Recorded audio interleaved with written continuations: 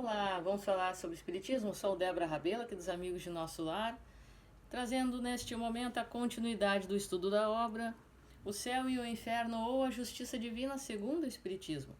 Hoje com o capítulo 5, que vem falar sobre os desertores. A palavra exata está lá no livro, não podemos desmembrá-la aqui por conta de legislações que nos exige o YouTube, então peço a compreensão de todos.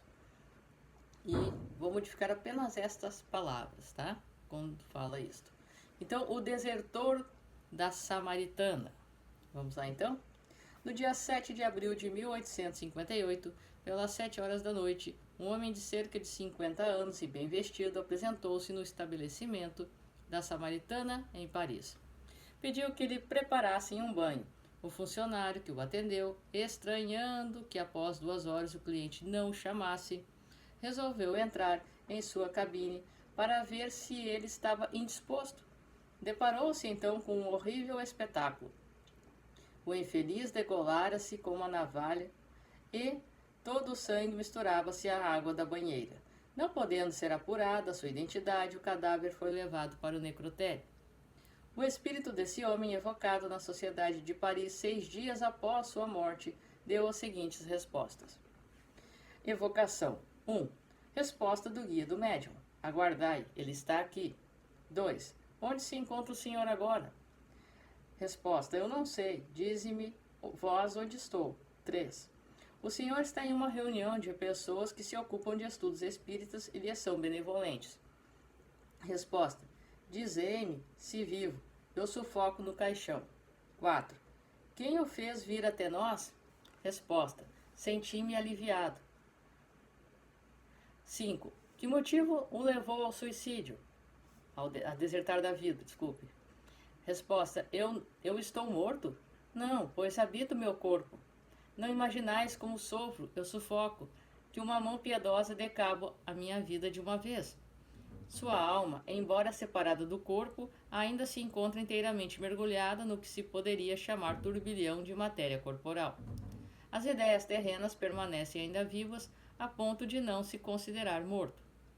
6. Por que não deixou indício algum que permitisse ser reconhecido? Resposta, eu estou abandonado, fugi do sofrimento para encontrar a tortura. 7. Tem ainda os mesmos motivos para permanecer incógnito? Resposta, sim. Não enterreis um ferro em brasa na ferida que sangra. 8. Poderia nos dizer seu nome e sua idade, sua profissão ou domicílio? Resposta, não, de modo algum. 9. Tinha o senhor uma família, esposa ou filhos? Resposta, estava abandonado. Ser algum me amava. 10. Que fez para não ser amado por pessoa alguma? Resposta, quantos existem como eu? Um homem pode viver abandonado no meio de sua família, quando nenhum coração o ama. 11. No momento que cometeu a fuga da vida, não sentiu qualquer hesitação? Resposta, eu desejava ardentemente a morte, esperava repousar. 12. Como a ideia do futuro não fez com que renunciasse ao projeto? Resposta, não acreditava mais no futuro, não tinha mais esperança. O futuro é a esperança, é a esperança. 13. Que reflexões fez ao sentir que lhe extinguia a vida? Resposta, não refleti, senti, mas a minha vida não se extinguiu. Minha alma está ligada ao corpo. Eu sinto os vermes roendo-me. 14. Que sentimento experimentou no momento em que se completou a morte? Resposta, completou-se a minha morte? 15. Foi doloroso o momento em que se lhe extinguia a vida? Resposta, menos doloroso do que depois, apenas o corpo sofreu. 16. Pergunta ao Espírito São Luís, que quer o Espírito dizer quando menciona que o momento da morte foi menos doloroso que depois? Resposta, o Espírito se descarregava de um fardo que o oprimia.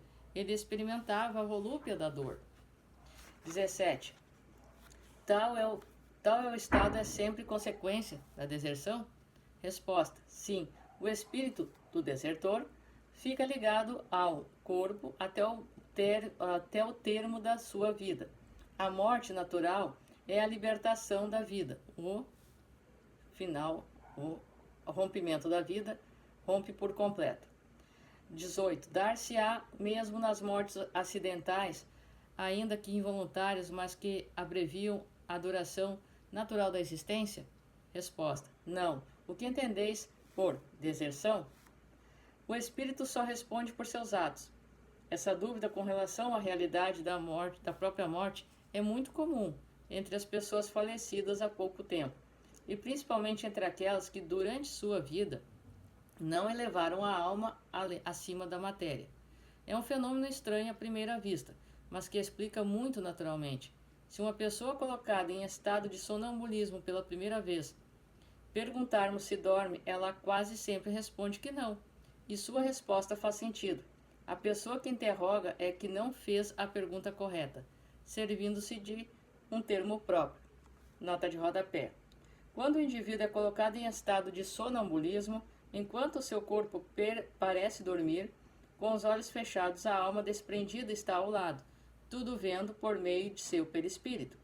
Por isso, quando o magnetizador pergunta se ele dorme, vendo os olhos do seu corpo fechados, o sonâmbulo responde que não. Kardec refere-se a um fenômeno clássico de magnetismo animal, em seu tempo. Continuando. A ideia do sono, na nossa língua usual, está ligada à suspensão de todas as faculdades sensoriais. Ora, o sonâmbulo que pensa, vê e sente, tem a consciência da liberdade de seu intelecto. Não se crê adormecido, efetivamente, não dorme na acepção comum do termo. É por isso que responde não até que esteja familiarizado com essa nova maneira de aprender o fato. O mesmo ocorre com um homem que acaba de morrer. Para ele, a morte seria o aniquilamento do ser, tal como o sonâmbulo. Ele vê, sente e fala. Portanto, não se considera morto. Assim, alegando que até que tenha adquirido a compreensão do seu novo estado. Essa ilusão é sempre mais ou menos penosa, pois jamais é completa porque gera no espírito uma certa ansiedade. No exemplo apresentado, constitui para o espírito um verdadeiro suplício pela sensação dos vermes a roer-lhe o corpo, assim como por sua duração, que equivale ao tempo da vida que foi abreviado. Esse estado é frequentemente entre os desertores, os réprobos, como são chamados, mas não se apresenta sempre em condições idênticas, variando sobretudo de duração e intensidade, conforme as circunstâncias agravantes ou atenuantes da falta. Nota de rodapé.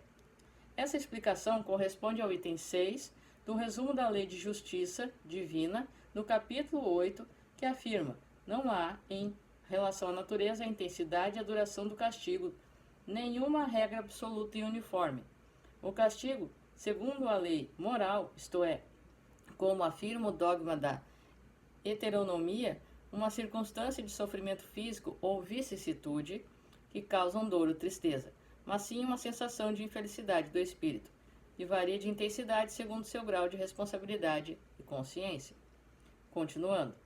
A sensação dos vermes e da decomposição do corpo é exclusiva dos réprobos, os desertores. Também é comum entre aqueles que viveram mais da vida material que da vida espiritual.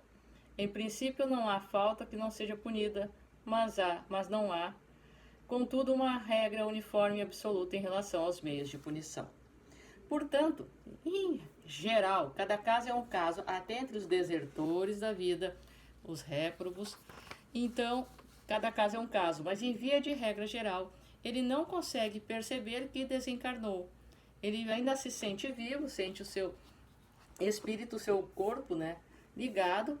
Então, ele acaba que sente todas as sensações do seu corpo físico, porque a sua mente está ligada ao seu corpo físico. Sente frio, calor, fome e todas as necessidades de alguém que está no corpo físico. E isto pode variar muito a intensidade, a duração e tudo o que percebe. Cada caso é um caso. Mas o sofrimento é muito maior. Se temos dificuldades aqui no corpo físico, a vida passa muito rápido aqui. Maiores dificuldades e sem determinação de tempo para se extinguirem virão se desistirmos da vida. Portanto, nunca deveremos desistir. Essa foi a primeira parte desse estudo. Sou Débora Rabelo. Se você não assistiu os vídeos anteriores, convido a acessar a playlist O Céu e o Inferno, buscar esse estudo desde o início. certo? Um forte abraço para você. Que os bons espíritos nos guiem. Jesus nos abençoe. Até a próxima.